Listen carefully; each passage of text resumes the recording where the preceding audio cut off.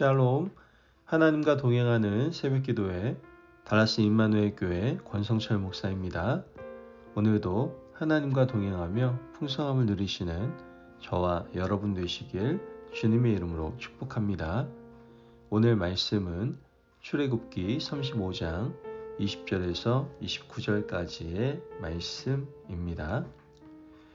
이스라엘 자손의 온 회중이 모세 앞에서 물러갔더니 마음이 감동된 모든 자와 자원하는 모든 자가 와서 회막을 짓기 위하여 그 속에서 쓸 모든 것을 위하여 거룩한 옷을 위하여 예물을 가져다가 여호와께 드렸으니 곧 마음에 원하는 남녀가 와서 팔찌와 귀고리와 가락지와 목걸이와 여러 가지 금품을 가져다가 사람마다 여호와께 금 예물을 드렸으며 무릇 청색자색 홍색실과 가는 배실과 염소 털과 붉은 물들인 신양의 가죽과 해달의 가죽이 있는 자도 가져왔으며 은과 노스로 예물을 삼는 모든 자가 가져다가 여호와께 드렸으며 섬기는 일에 소용되는 조각목이 있는 모든 자는 가져왔으며 마음이 슬기로운 모든 여인은 손수 실을 빼고 그 뺀 청색자색 홍색실과 가는 배실을 가져왔으며 마음의 감동을 받아 슬기로운 모든 여인은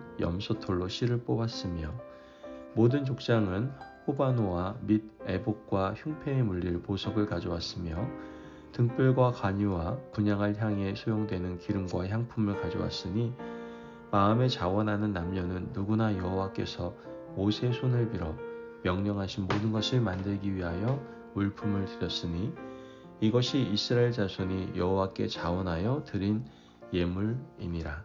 아멘. 하나님의 말씀입니다. 우리는 사람들의 마음을 눈으로 볼 수 없습니다. 우리는 사람들의 마음을 눈으로 볼 수 있습니까? 없습니까? 볼 수 있다라고 착각하는 분들도 있는데 우리는 사람의 마음을 눈으로 볼 수 없습니다.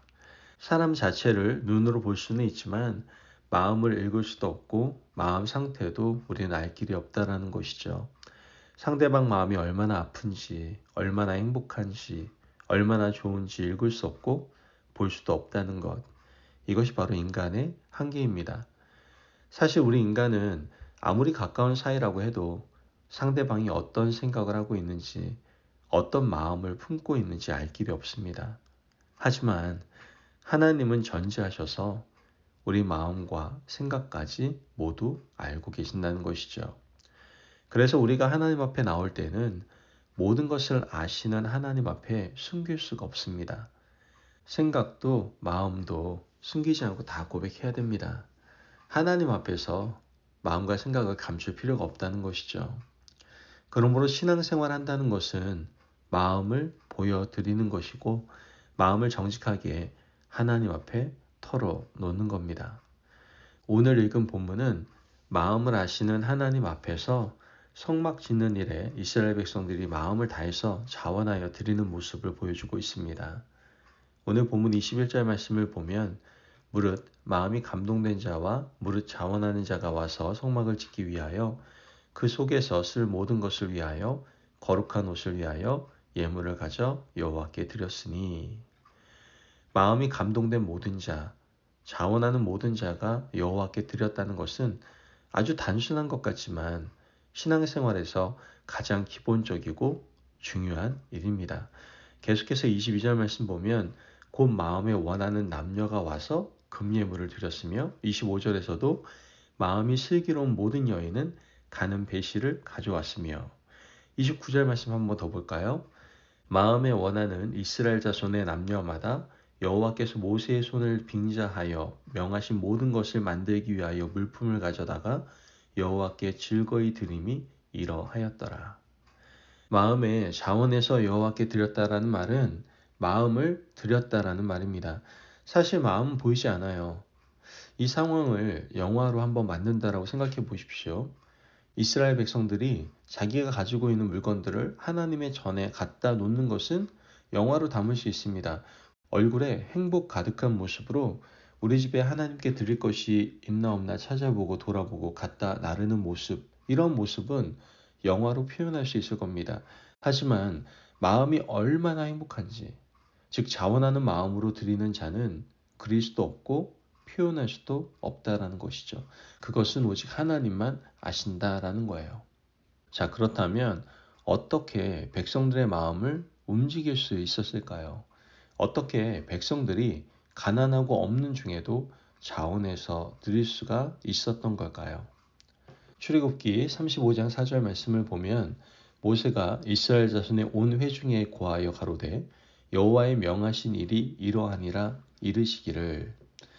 백성들의 마음을 움직이는 방법은 하나님께서 원하는 걸 가감없이 그대로 전하면 되는 겁니다. 4절에 이렇게 말씀하고 있고요. 또 5절에서 19절까지도 모세가 하나님께서 원하는 것을 그대로 하나도 빠짐없이 가감없이 전하였다라는 것을 알 수 있습니다.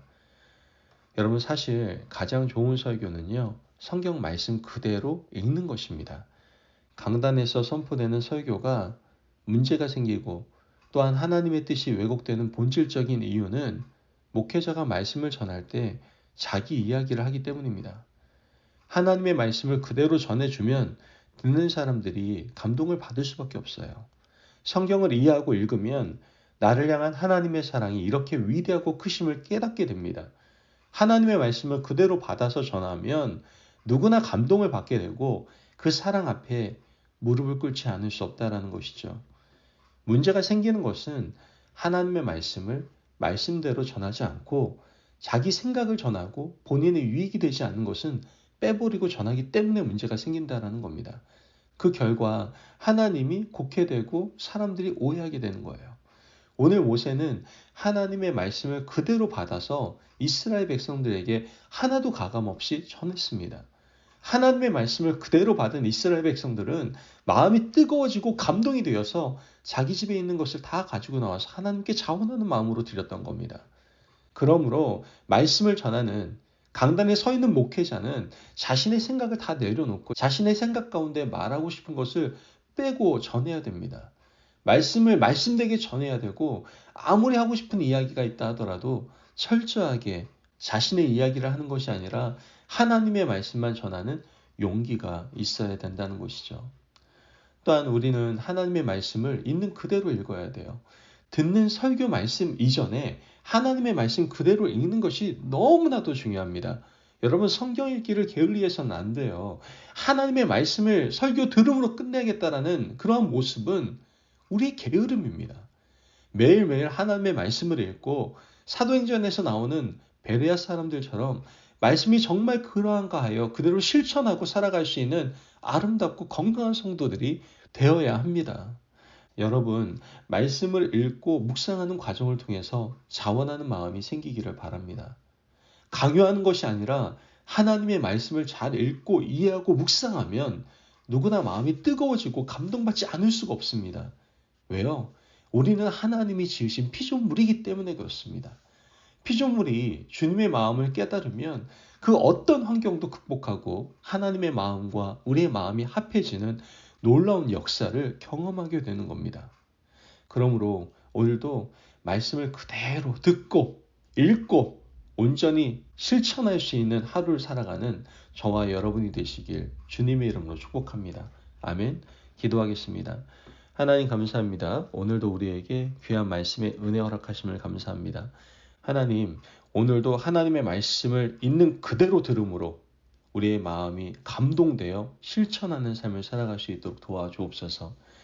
내 안에 자기 중심적인 해석을 다 삼가고 온전히 하나님의 말씀만을 듣기 위해서 하나님의 말씀을 읽고 듣기에 힘쓰는 저의 삶이 될 수 있도록 축복하여 주옵소서. 감사하며 예수님의 이름으로 기도합니다. 아멘. 오늘도 하나님과 동행하며 풍성함을 누리시는 저와 여러분 되시길 주님의 이름으로 축복합니다. 여러분, 오늘 하루도 말씀 그대로 듣고 마음이 감동되어 하나님의 말씀을 온전히 실천하며 살아가시기를 바랍니다. 말씀 안에서 승리하십시오.